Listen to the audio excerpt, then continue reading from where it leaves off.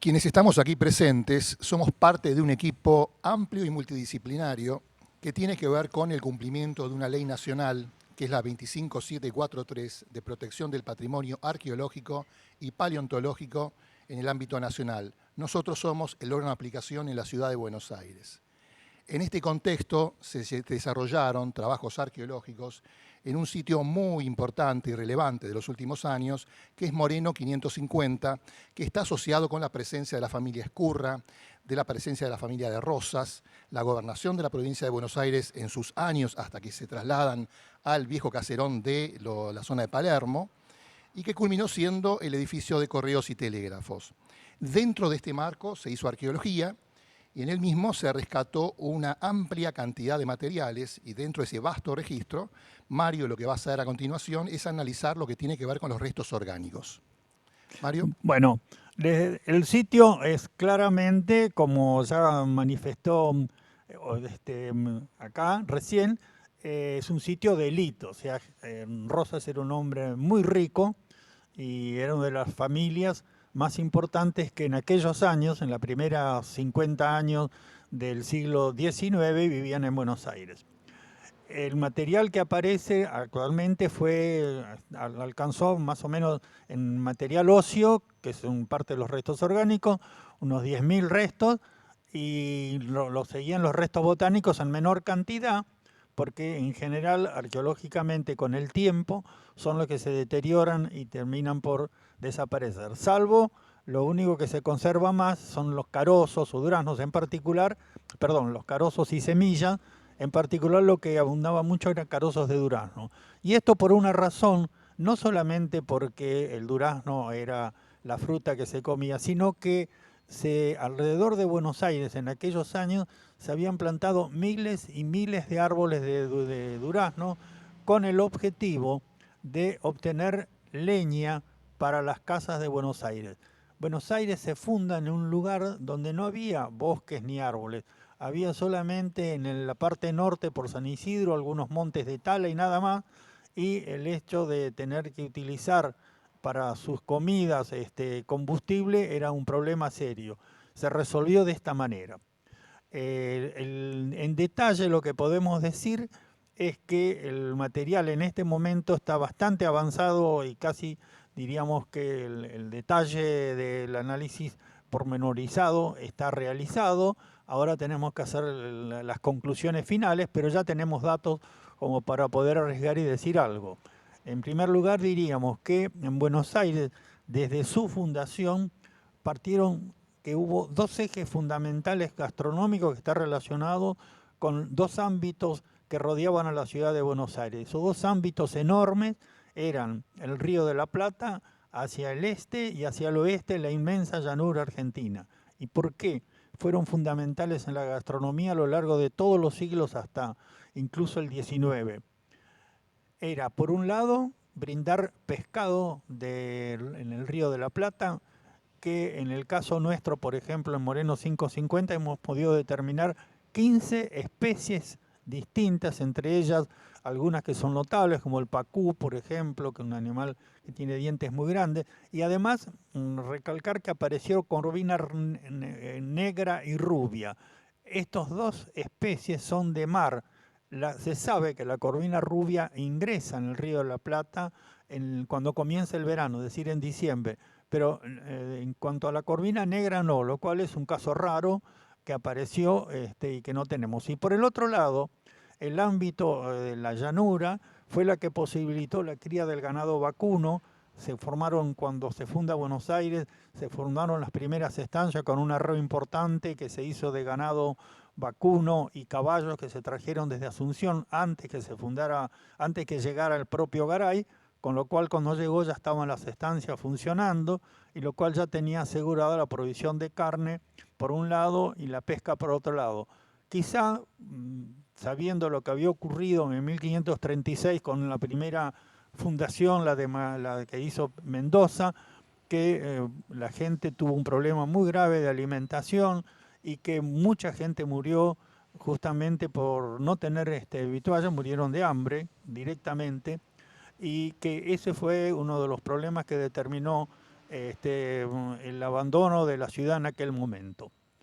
Pero la ciudad se volvió a refundar por razones estratégicas, era el flanco sur de América e importaba de defenderlo de ataques de países europeos, más que todo pensando en las minas de plata de Potosí y la gran riqueza que se extraía en aquel momento.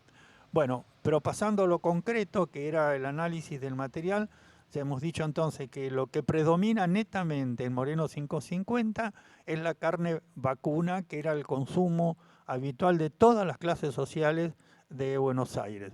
Y le siguió, por supuesto, la cantidad de pesca. Pero también están aquellas que nosotros llamamos consumos de élite, o sea que solamente las familias grandes o importantes, porque podían comprarlo y tenerlo, que es el consumo, por ejemplo, de perdices, por lo general que se preparaban escabechada, también la presencia de otro pescado que no es de río, justamente, que es el bacalao. El bacalao que venía seco, como nosotros lo hemos conocido, que aún hoy en día se vende para Semana Santa, y que venía de España y que, por supuesto, el costo no era el que la gente común podía llegar a comprarlo.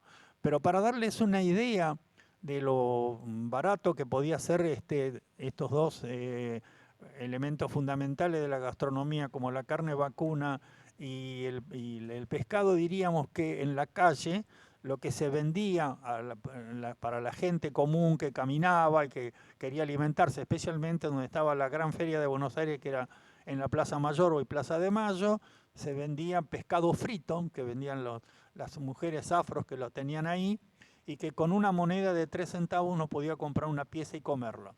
En cambio, la carne vacuna también era muy barata. Para darles una idea, diremos que, por ejemplo, con lo que costaba un kilo de yerba en aquel momento, se podía llegar a adquirir algo así como 10 kilos de carne. Hoy en día, con un kilo de yerba, creo que no compramos ni medio kilo.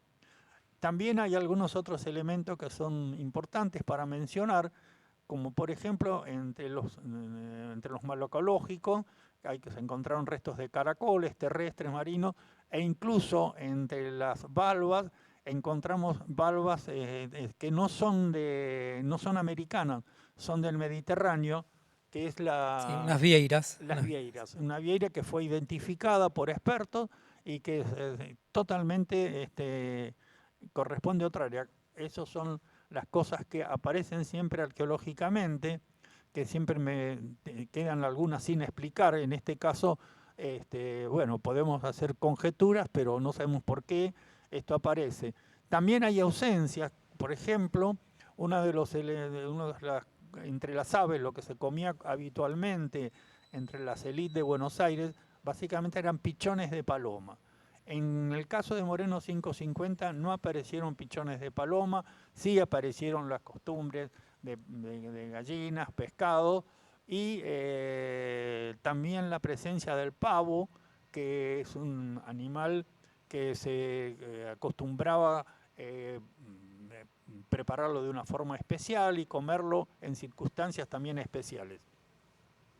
También hay algunas cosas también que han aparecido, algunos otros elementos entre las aves, como por ejemplo 2 tipos de gallareta, que probablemente no eran de consumo, pero estaban ahí, a lo mejor se llevó para darle de comer a animales domésticos, porque hemos encontrado también restos de canes, o sea, canis familiares, o sea, perros, y también el sitio de Buenos Aires que tiene más presencia de gatos. Una cosa sumamente rara, porque en general el gato no era un animal doméstico en las épocas coloniales y las postcoloniales inmediatas.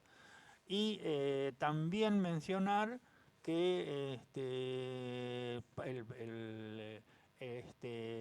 la presencia también de patos silvestres que probablemente se cazaban y esos sí podían entrar en el tipo de la comida. Esto es una visión rápida, digamos, de lo que podía llegar a ser el consumo de una familia de élite en Buenos Aires, por supuesto con el agregado de los otros elementos que ingresaban en la comida, el caso de verduras, el caso de pasteles que se hacían, en los cuales intervenían otra cosa. Y finalmente, digamos, para agregar en las comidas de aquella época, todo lo que constituía los temas de dulces, con los cuales los porteños eran muy afectos. Mario, y además a partir de estos restos orgánicos se encontraron utensilios, ¿no? Utensilios realizados a partir de restos Exacto. orgánicos. Perdón, hay antes de pasar a lo que me observa Horacio, faltaba decir algo respecto a un resto que apareció también. Apareció un resto de tortuga. Eso es bastante raro porque queda una duda a ver qué pasó con la tortuga. Sabíamos que la tortuga pudo haberse consumido, dado que, por ejemplo, en el primer libro de cocina que se publica en Buenos Aires, La cocina ecléctica, aparecen dos recetas de gente de Buenos Aires. Este es un libro de cocina muy específico en el cual todas las recetas son de gente amiga de la autora que se lo habían mandado. Manuela Gorriti era salteña y vivió mucho tiempo en Perú, con lo cual la mitad de las recetas son peruanas, hay algunas bolivianas, y entre las argentinas quedó un 50%. Y en ese recetario de este libro aparece una receta de sopa de tortuga y de comida de tortuga. Pero hay otra cosa más con la tortuga. Las tortugas se utilizaban para colocarlas en el fondo de los aljibes, para mantenerlos limpios, probablemente de verdín o algo así por el estilo. Y era una costumbre bastante difundida. Incluso hasta hay un detalle, está el propio Borges en sus conversaciones registradas en el libro de Pescovich, menciona: fuimos a vivir a la casa de nuestra abuela y en el aljibe había una tortuga.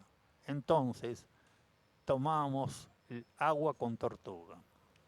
Pasamos entonces ahora sí a lo que comentaba Horacio, que es la presencia de instrumentos hechos con el material óseo de desechos de comida. También utilizaron muchos restos de pescado, aunque parezca mentira, muchos huesos de pescado son excelentes para distintos usos, y prácticamente también, por ejemplo, de ovinos hay algunos restos.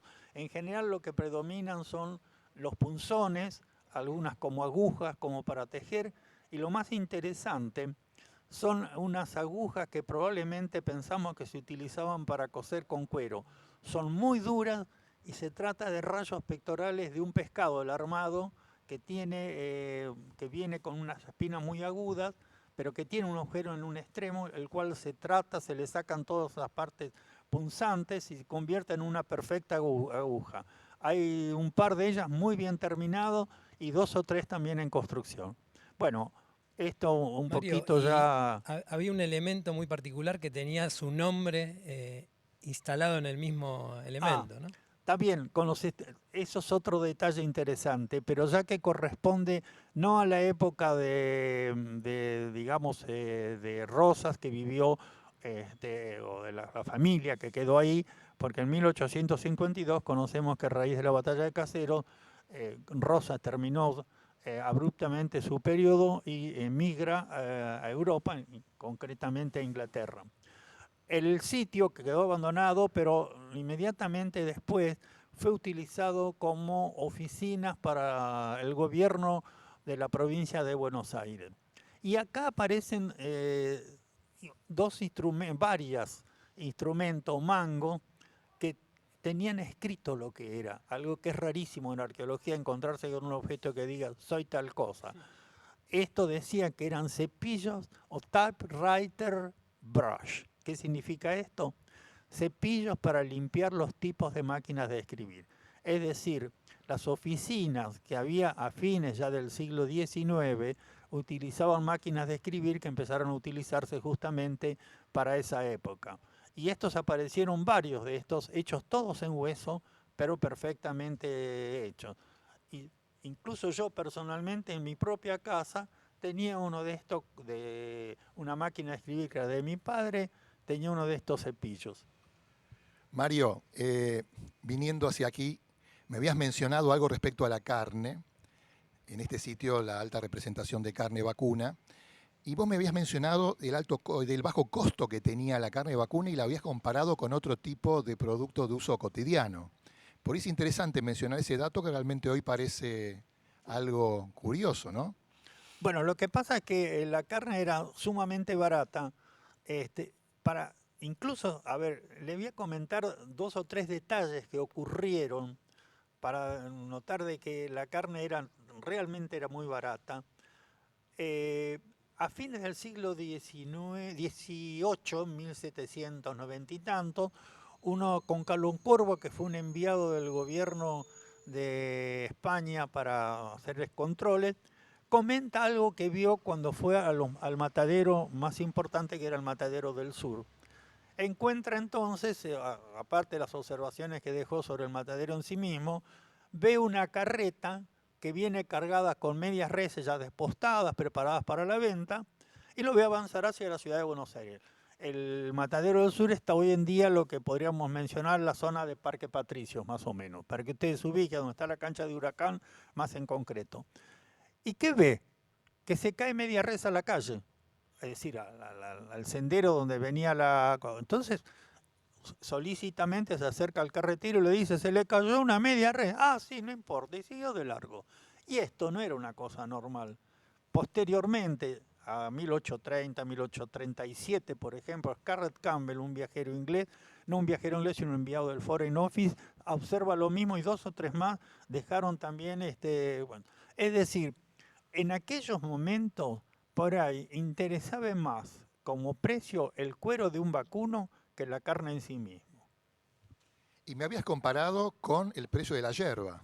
Claro, lo habíamos comparado con la yerba costaba en reales, casi 2 reales, y la carne en realidad, para también una cosa curiosa, no se vendía por kilo, se vendía por trozo. Uno iba y compraba un pedazo de carne. Uno elegía, decía, bueno, quiero tal cosa, le cortaban el trozo y aproximadamente le cobraban lo que salía ese trozo de carne. Recién en 1867 la Municipalidad de Buenos Aires obligó a vender por kilo, lo cual provocó una especie de protesta general, tanto de vendedores como de compradores, que se negaban a seguir la norma que se les exigía. Pero se mantuvo y hoy en día, hasta el día de hoy, seguimos comprando por kilo. Y la forma de... Hay una cosa interesante para mostrar cómo era el carnicero que trabajaba en la feria en la Plaza Mayor, por ejemplo. Es decir, había 2 maneras, en la feria o los carros, los convoyes que se recorrían y vendían la carne en forma ambulante. Acá hay un dibujo que se conoció hace relativamente poco, una serie de dibujos de un viajero que no se sabe bien quién fue, porque no se conocieron los datos, de fines del siglo XVIII, 1790 y tanto, donde dejó una serie de dibujos y litografías sobre costumbres de Buenos Aires y los alrededores también de Buenos Aires, las zonas rurales. Y acá se ve un carnicero en acción. ¿Cómo trabajaba el carnicero? Tiraba sobre el suelo un cuero de vacuno. Sobre ese colocaba un pedazo de carne y con una hachuela cortaba los trozos que le solicitaban los que venían a comprar. Y acá, imagínense, en el suelo, cuando llovía, había barro, el hacha a veces se deslizaba y dejaba tajos en el cuero, con lo cual el cuero no estaba totalmente limpio, estaba manchado además con sangre. O sea, desde el punto de vista higiénico, era algo que realmente a los viajeros que dejaron escrito sobre cómo era la venta de distintas cosas en la Plaza Mayor, les sorprendió muchísimo ver el estado, digamos, en que se vendía y se cortaba la carne. Y el dibujo está con 2 personas, un muchacho y una muchacha, afros, los esclavos, que estaban llevándose uno un pedazo de carne y otro comprando. La ciudad vivía entonces, no se olviden, en Buenos Aires había esclavos. En 1810, cuando la población tenía 40.000 habitantes, el 25% eran esclavos afros, más los que había liberados, porque se liberaban por diversas razones, de mulatos y mestizos también que vivían en la ciudad de Buenos Aires. Mario, entre lo que nos cuenta el registro arqueológico, por un lado, que fue lo que detallaste recién, y los conocimientos históricos que vos disponés también, o información de otros sitios, imaginándonos una mesa dentro de la casa de la familia Escurri Rosas, 2 familias de tradición y de élite, ¿cómo nos podrías contar o imaginar que sería una cena común dentro de este ámbito? Bueno, la cena común está relacionada ya con otra parte de la gastronomía, que serían la forma en que se cocinaban los ingredientes, eso está relacionado con el recetario, que se iba trasladando en forma oral o escrita, porque apareció un libro también de recetarios en 1836 en Buenos Aires, 1834, que es copia de uno español. Pero por lo general la comida siempre comenzaba con ¿qué? Con la sopa. Esa sopa que se mantuvo, una costumbre que se mantuvo buena parte del siglo XX, pero que hoy en día prácticamente está perdida, era la sopa que provenía del puchero, que era la otra comida importante en la cual intervenía el vacuno, aunque había pucheros también que se hacían con cerdo y cordero, pero el más importante de todo era el puchero importante, que era con carne y algunas verduras, y eso era lo que se incorporaba entonces como comida. Fíjense que ese puchero era de todas las clases sociales, pero había dos tipos de puchero, el de la gente rica, el de la gente pobre. El de la gente rica tenía la carne vacuna más algo más que se agregaba. Una gallina por lo general se agregaba también, algunos vegetales como zapallo, siempre acelga, como dice algunos historiadores de aquella época, y además se le agregaba arroz a veces al puchero. O sea que ya se preparaban, la sopa ya estaba preparada. No he mencionado dos artículos, porque generalmente se agregaban poco, pero el choclo también se podría agregar, y papa raras veces. ¿Y saben por qué? Porque en la ciudad de Buenos Aires, en los alrededores, donde estaban las quintas que tenían generalmente la gente de élite, todos tenían una chacra o quinta, la papa no crecía. Es un tipo de terreno un poco arcilloso, que determina que la papa crece del tamaño de una cereza nada más, con lo cual no había papas. Sin embargo, habitualmente se vendía papas. ¿De dónde? A ver, veamos una cosa que aparece en la Gaceta Mercantil de Buenos Aires en 1836.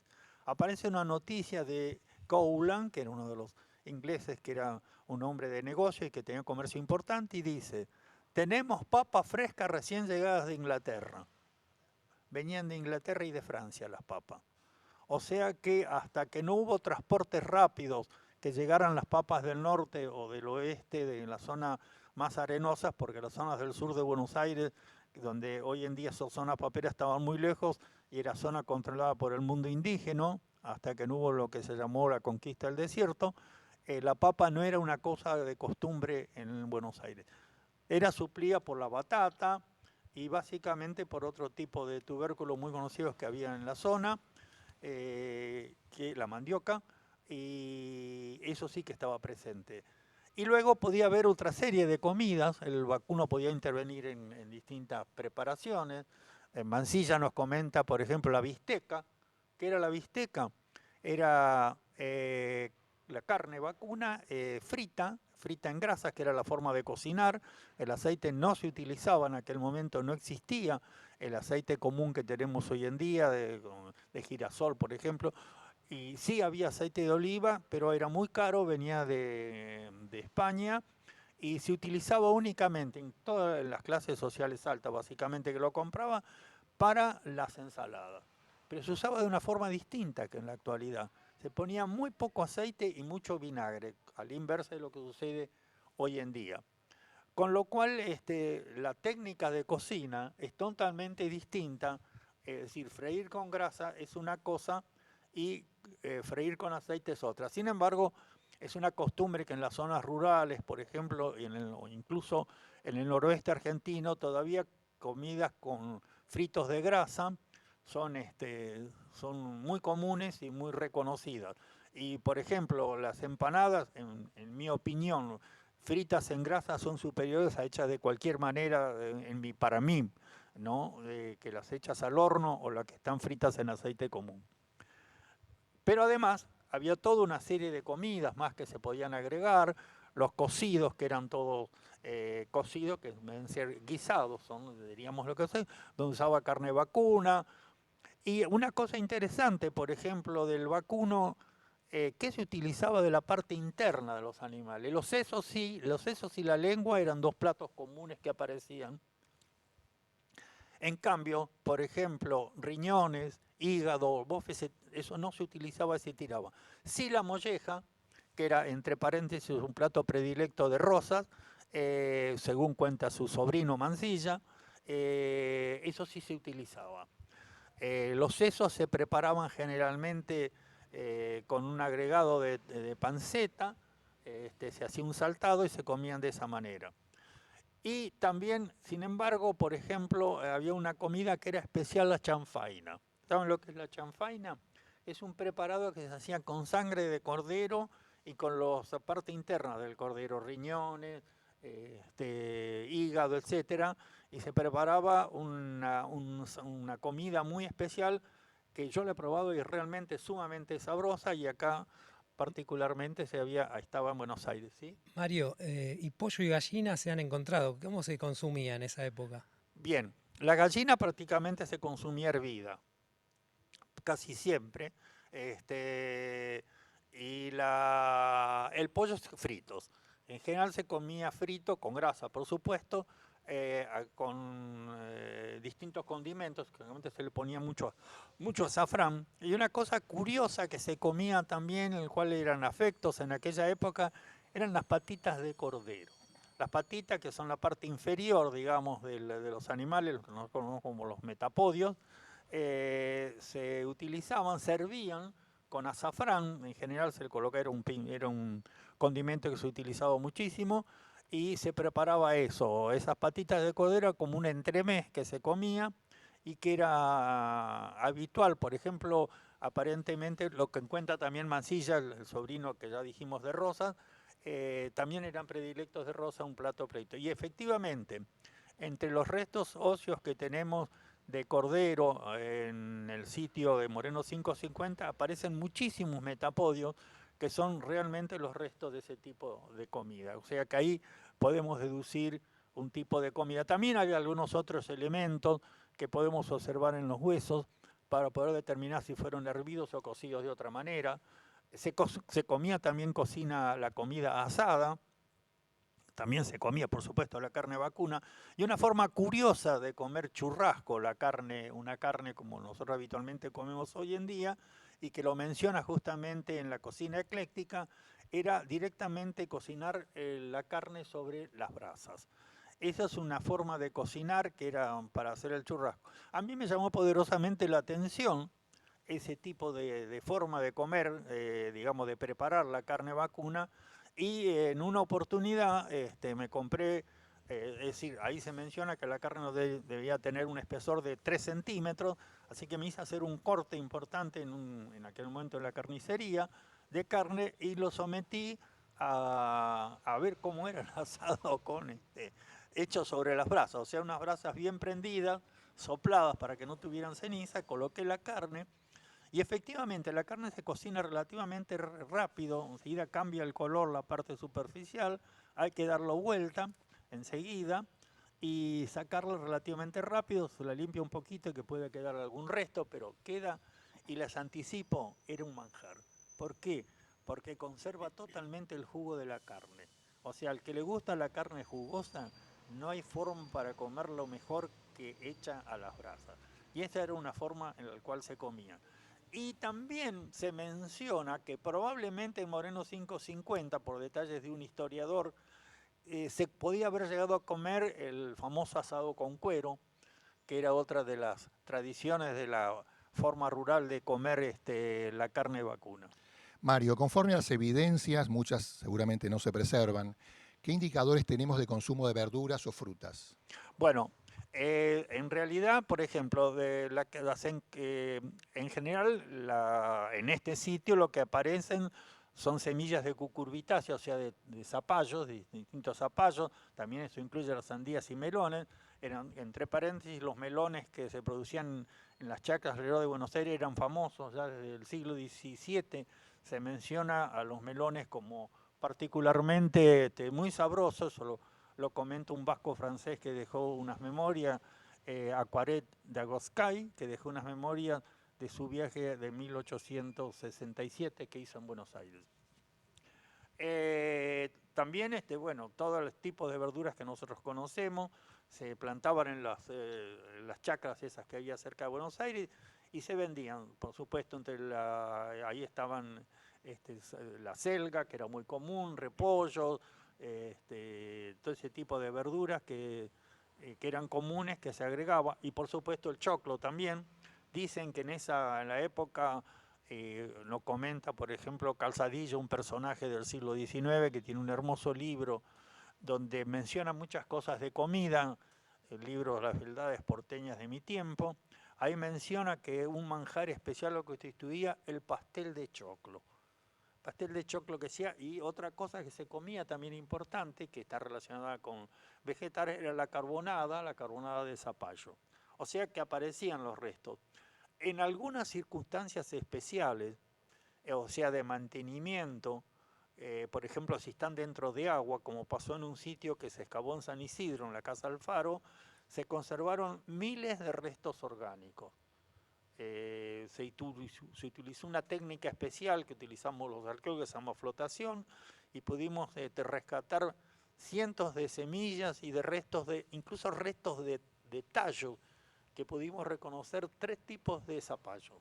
Zapallo criollo, zapallitos, y no me acuerdo el otro cuál era ahora, con una experta en este tipo de plantas que se ocupaba de la planta, digamos, de la paleobotánica. Mario, y también se encontraron nueces y dátiles. ¿Era común el consumo en esa época? Sí, lo que era consumo, sí, digamos, hay también maní que se consumía, que apareció también acá en este sitio, aparecieron cáscaras de maní, que es una cosa, y apareció curiosamente también los restos completos de un coco, o sea, un coco que se consumió, y en realidad el coco por supuesto no se produce acá, pero ponía de Brasil, con el cual había contactos fluviales, y probablemente se hacían cocadas o cosas hechas con coco, que la gente era muy afecta a comerlo, así que aparecieron esos restos, aparecieron restos de cáscaras de nuez también, semillas de higo, semillas de uva. Entre paréntesis, la casa de Moreno 50 hay detalles históricos de la época. Había un parral muy importante, que era costumbre que en los patios hubiera, y parece que el propio Rosas era muy afecto a las uvas que se producían en su propio parral de la casa. Digo propio porque a pesar de ser la casa de la suegra, él terminó comprándola en 1837 y incluyéndola entre su patrimonio, que era enorme. Bueno, muy bien. ¿Y qué te hace pensar que ese sitio prevalece entre los cientos de sitios arqueológicos en la ciudad de Buenos Aires? ¿Qué tiene de particular?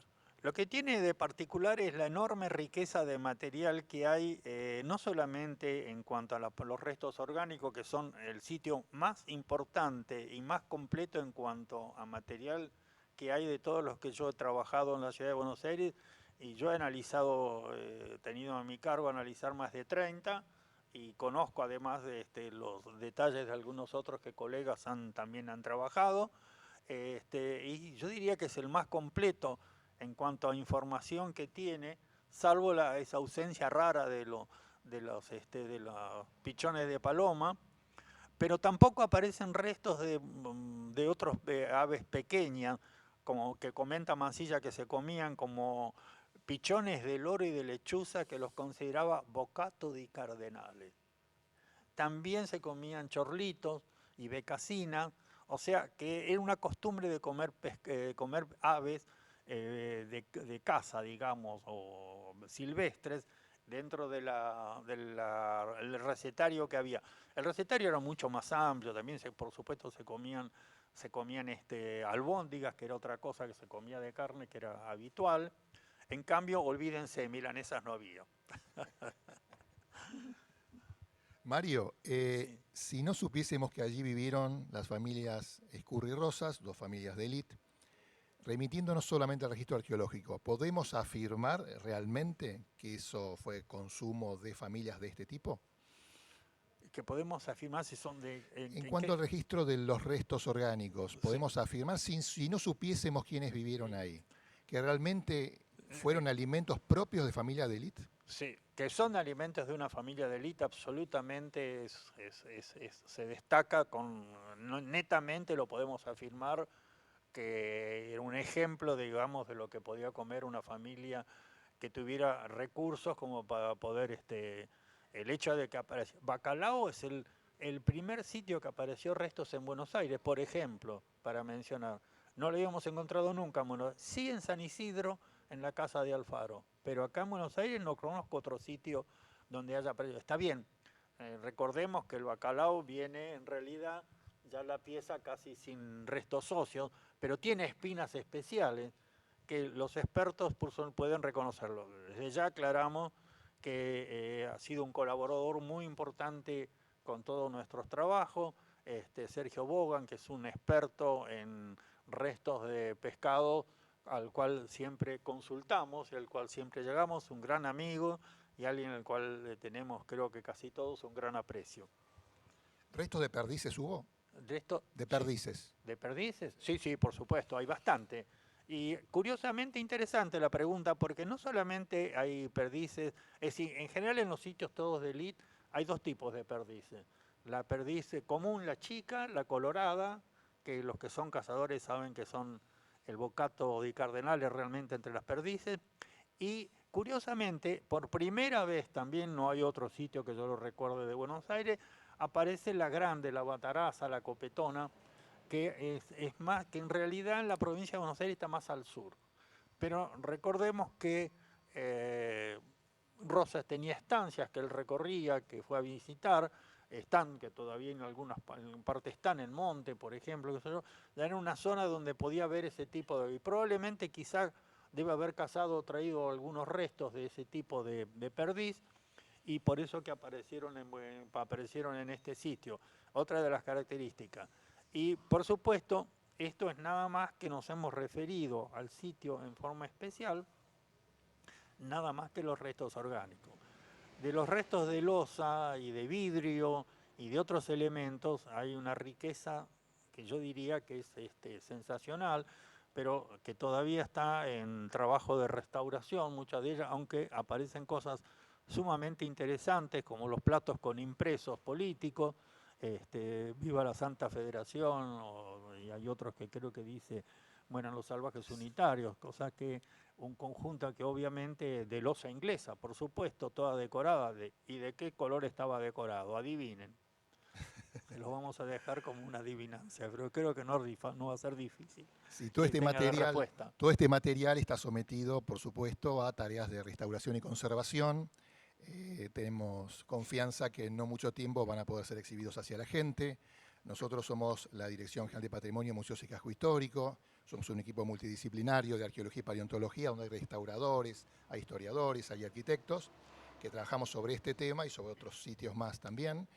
Y nuestras oficinas están en Alsina 417. En breve también van a poder nuevamente tener las puertas abiertas para que la gente pueda venir a visitarnos, a conocer lo que hacemos, a ver todo el material que tenemos, a consultar nuestro gran repositorio y hablar con Mario, por ejemplo.